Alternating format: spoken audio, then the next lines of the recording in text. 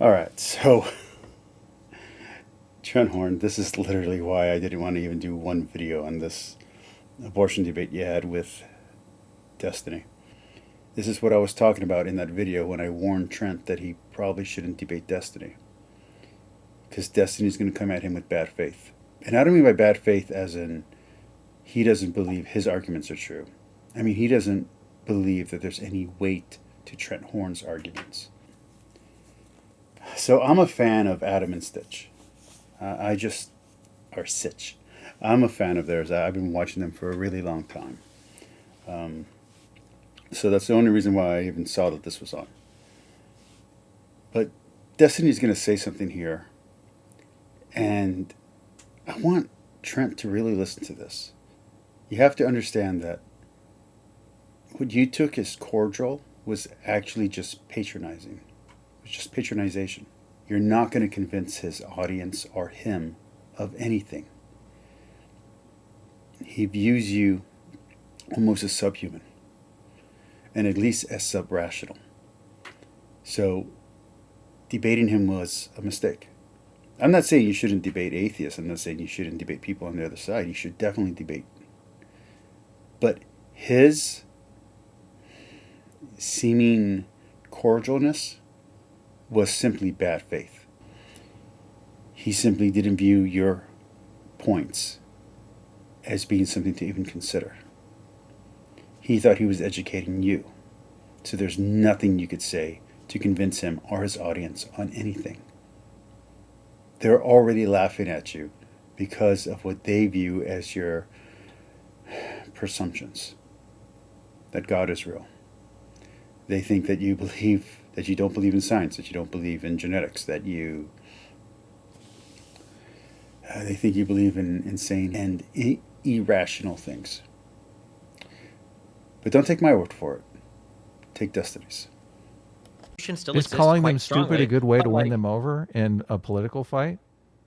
Generally, no. That's why I don't usually call them stupid. Okay, well, you just did.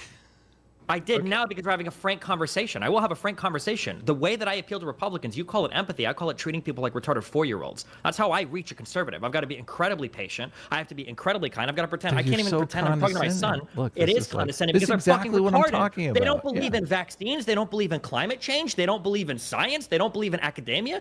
Half of them don't think we went to the fucking moon. They don't think that the election. How the fuck else am I supposed to treat these people? Yeah, of course they're fucking retards. But yeah, you treat them like that. You be kind. You be patient. You be empathetic. And you do what you can. But at the end of the day, I believe in the things that I do for good reason. And it's not like I'm going to sit here and pretend that me and a conservative have the same factual standing on every single issue we debate. That's insane. It's literally the party of like science denialism. Half these people think the earth is 6,000 years old and the dinosaurs aren't real. Like, how the fuck am I supposed to take them seriously in some kind of scientific or factual sense?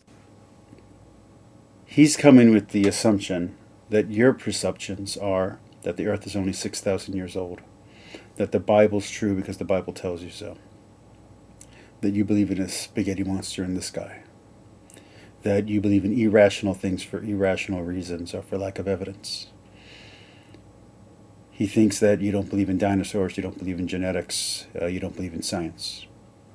As a fellow Catholic, I know for a fact that both of us believe in science and believe in genetics and believe in evolution.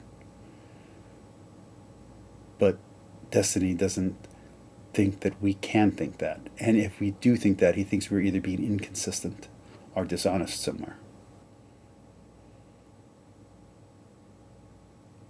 Going on a debate with Destiny is a mistake, as in he thought your arguments were bad faith, and if not bad faith, anytime that he was listening to you, he was actually just humoring you. So his cordialness was bad faith. It wasn't real.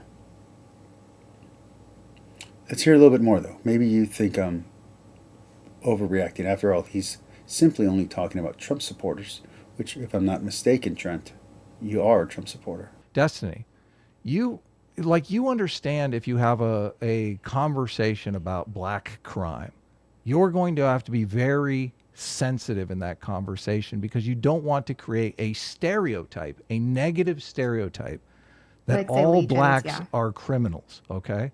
So I think all I'm saying is like the your response there, someone could look at and say, what Destiny is saying is all conservatives are retarded. That would create a stereotype of conservatives as being retarded, which I think is unhelpful. I agree. It is unhelpful that they're retarded.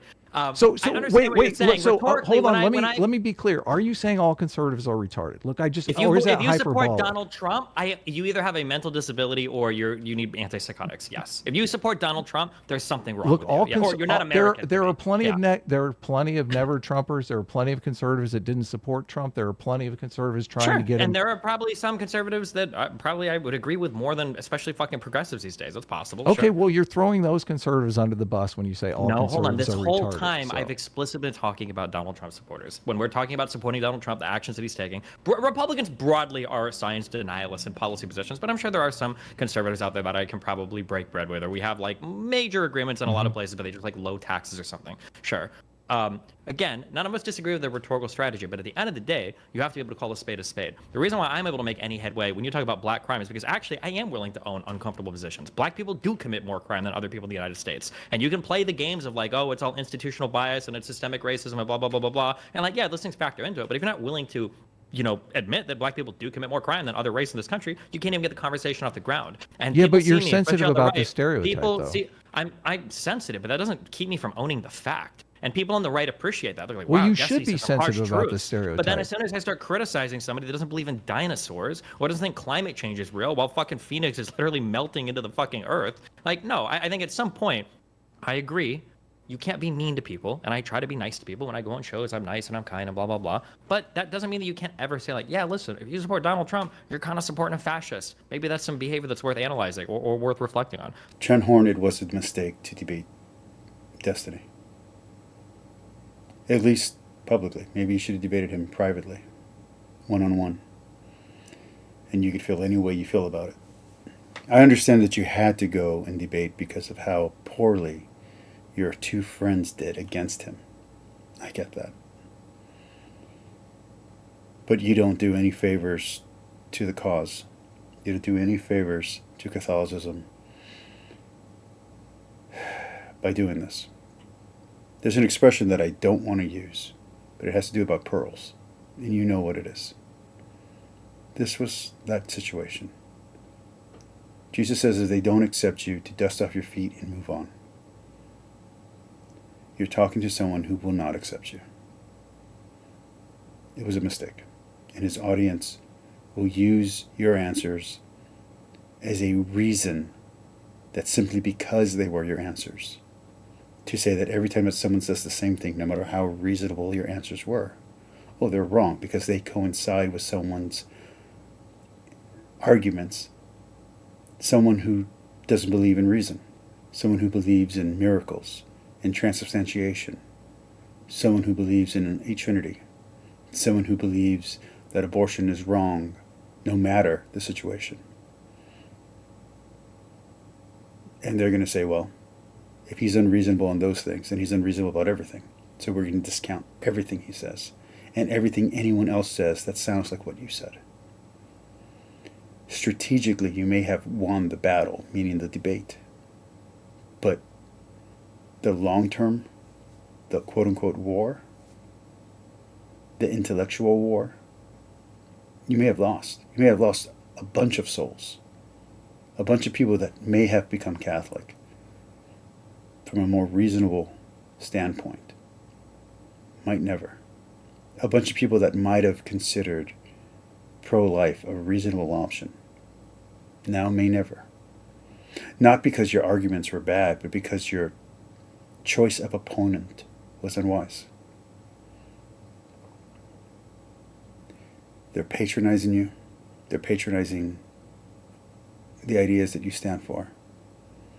They are not considering your points reasonable, no matter how much reason you get, because at the very back, at the very end, they're going to say, well, it's only because you're Catholic. It's only because you believe in a God. It's only because you believe a book written thousands of years ago is true.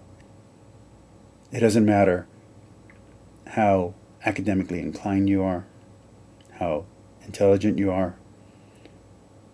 that's how they're going to view you. And look, I'm a Republican and I'm Catholic. I'm not a conservative. That's true. But I believe in the right to bear arms. I believe in free speech. So I'm always going to be a Republican as long as they stand for those things. At the same time, on the other end, and it shouldn't be the other end, it should be neutral positions. I believe in evolution. I believe in science. I believe in genetics. I believe in astrophysics. I believe in mathematics. I trust in those things. I like medicine, biology. I like history, archaeology, and I love what those things show. So as a student of philosophy, I would say that the rhetorical lengths Destiny is willing to go to win a debate makes him not a wise opponent to go up against. I wouldn't recommend you go up against Vosh either, not because Vosh knows anything. Destiny is well more reasonable than Vosh and well more rounded in his knowledge base, but this still doesn't make him a good opponent. I think you should talk to people who are more serious, who aren't interested in ratings or subscribers, who aren't interested in promoting their brand or their side, but people who want to engage in the ideas academically. Someone who's going to take months researching one topic to argue with you on the topic, not someone who's going to treat you like a side issue, prepare for you by watching other debates you've made, and just go into it slightly raw. He's not taking you seriously because he doesn't take your ideas seriously. He takes your ideas as a threat, but not as reasoned or thought out or intelligent or factual. Anyway, that's it. Hopefully I can piece this together. Hopefully it won't be too long. Please like and subscribe. Trent, if you're listening, this is the reason why you shouldn't debate people like Destiny. Debate people in good faith, who are of good faith, who truly disagree with you, and will actually hear out your side